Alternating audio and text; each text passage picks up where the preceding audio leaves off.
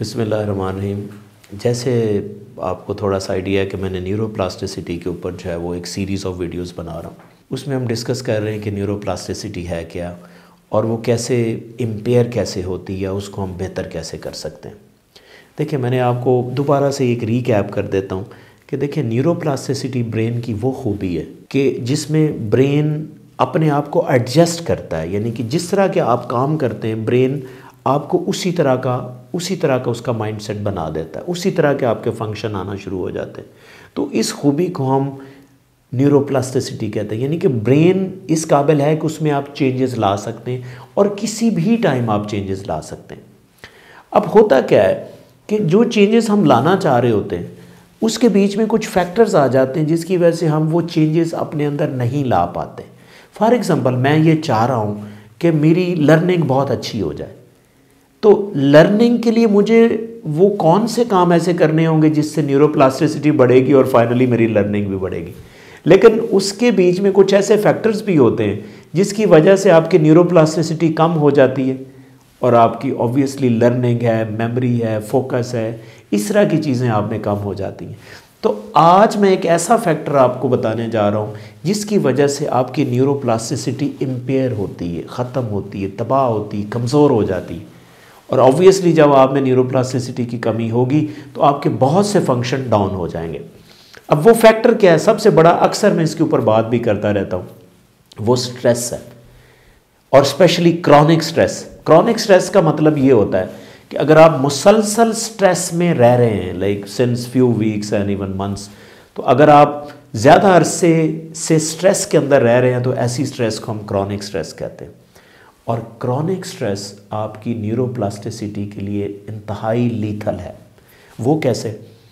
इसमें मैं कुछ आपको इम्पॉर्टेंट न्यूरोसाइंस के कॉन्सेप्ट देता हूँ कि स्ट्रेस न्यूरोप्लास्टिसिटी के लिए क्यों लीथल है। नंबर 1, जो स्ट्रेस होता है ना, आपका एक मेमोरी प्रोसेस करने वाला ब्रेन एरिया होता है जिसे हम हिप्पोकैम्पस कहते हैं। तो हिप्पोकैम्पस मुसलसल स्ट्रेस में रहने से एट्रोफी उसकी हो जाती है, यानी कि वो सिकुड़ जाता है। अब जब सिकुड़ता है इसका मतलब कि उस ब्रेन एरिया का एरिया कम हो गया। जब एरिया ही कम हो गया तो ऑब्वियसली न्यूरोप्लास्टिसिटी भी कम हो जाएगी, क्योंकि न्यूरोप्लास्टिसिटी का मतलब है कि ब्रेन के आपस में जितने कनेक्शन बनते हैं उसको हम न्यूरोप्लास्टिसिटी कहते हैं सादा लफ्ज़ों में।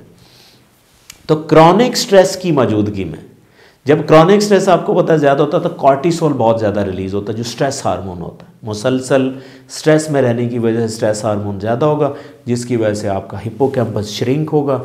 हिप्पोकैम्पस के श्रिंक होने से आपकी जितनी भी कॉग्निटिव एबिलिटीज़ हैं, स्पेशली लर्निंग है, मेमोरी है, ये डाउन हो जाएंगी। कैसे? क्योंकि न्यूरोप्लास्टिसिटी कम होगी।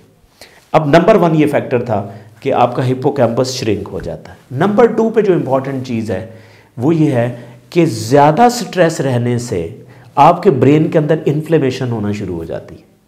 और इन्फ्लेमेशन कहाँ पे होती है? जहाँ पे साइनेप्सेस होते हैं, यानी कि न्यूरॉन जब आपस में 2 न्यूरॉन इकट्ठे होते हैं तो उस एरिया को, गैप को हम साइनेप्स कहते हैं। वहाँ पे जब इन्फ्लेमेशन होती है तो जो न्यूरोप्लास्टिसिटी का प्रोसेस होता है वो हाल्ट हो जाता है, वो होता ही नहीं। अब जब तक न्यूरोप्लास्टिसिटी नहीं होगी आप में डिफरेंट फंक्शन ही परफॉर्म नहीं होंगे। इसका मतलब है ज़्यादा कार्टिसोल होने की वजह से आपके ब्रेन में इन्फ्लेमेशन होती है, इन्फ्लेमेशन होने की वजह से न्यूरोप्लास्टिसिटी इम्पेयर हो जाती है या कम होती है। ये नंबर 2 फैक्टर था जिसकी वजह से स्ट्रेस जो है वो न्यूरोप्लास्टिसिटी को इम्पेयर करता है।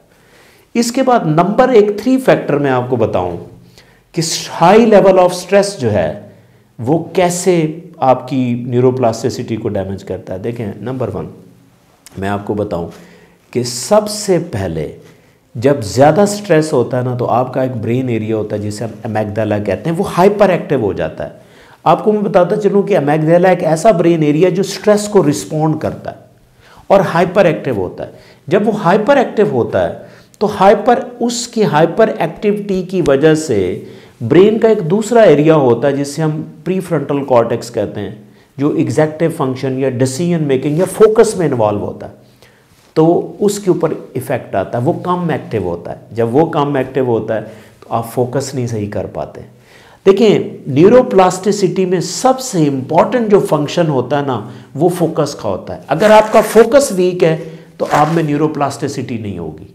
इसलिए आप ये नोट कर लें कि अगर आपको काम करना चाहते हैं और फोकस से नहीं कर रहे तो आपको रिजल्ट नहीं मिलेंगे, क्योंकि न्यूरोप्लास्टिसिटी नहीं होगी जब तक आप फोकस नहीं करेंगे। इसलिए अगर आपको डिसीजन लेना चाहते हैं और डिसीजन में अगर आपने फोकस सही नहीं किया तो आपका डिसीजन वीक होगा। आप डिसाइड करने के बाद परेशान होंगे कि अच्छा मैंने डिसीजन सही नहीं किया। उसके पीछे ये वजह ये होती है कि फोकस जब आप नहीं करते सही तो आपकी न्यूरोप्लास्टिसिटी भी सही नहीं होती, जिसकी वजह से आपको उस तरह के रिजल्ट नहीं मिल पा रहे होते। तो इसलिए अगर आप अपनी न्यूरोप्लास्टिसिटी को बेहतर करना चाहते हैं तो ये एक बहुत बड़ा इंजेक्शन आप ले लें कि आपने स्ट्रेस को मैनेज करना है किसी ना किसी तरह। स्ट्रेस को मैनेज नहीं करेंगे ना तो ये आपके लिए प्रॉब्लम है। इसलिए मैं अक्सर कहता हूँ kill the stress, otherwise stress will kill you. Thank you.